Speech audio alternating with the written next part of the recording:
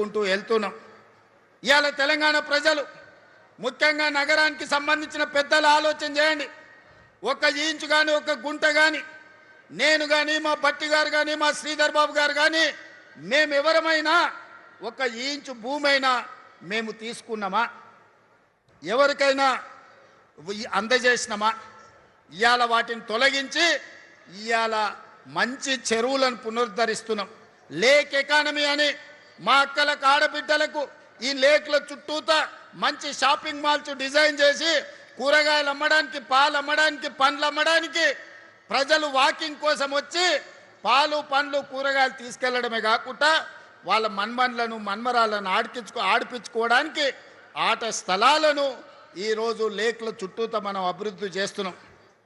రాజేంద్ర నగర్లో బుమరక్ దౌలా అని నిజాం సర్కార్లో ఉన్న గొప్ప చెరువును ఆక్రమించుకుంటే ఆక్రమణలు తొలగించి ఈరోజు పునరుద్ధరించినాం. ఈ ప్రాంత యువకులు రాజేంద్ర నగర్ వైపు పోయినప్పుడు బుమరక్ దౌలా చెరువు ఎట్లా అభివృద్ధి చెందిందో చూడండి. కుక్కట్పల్లిలో నల్ల చెరువు చూడండి, హైటెక్ సిటీ దగ్గర తుమ్మిడికుంట చూడండి, లేకపోతే సున్నం చెరువును చూడండి. అంతెందుకు మా హనుమంతన్న 50 ఏళ్ళు కొట్లాడిండు బతుకమ్మ కుంట ఆక్రమణలు తొలగించమని. ఇవాళ అంబర్పేటలో ఉన్న బతుకమ్మ కుంటకు పోయి చూడండి అక్కల్లారా, దాని పేరే బతుకమ్మ కుంట. వెనకటికి ఆడబిడ్డలు బతుకమ్మ ఆడి బతుకమ్మల్ని ఆ కుంటలో వదిలేటోళ్ళు.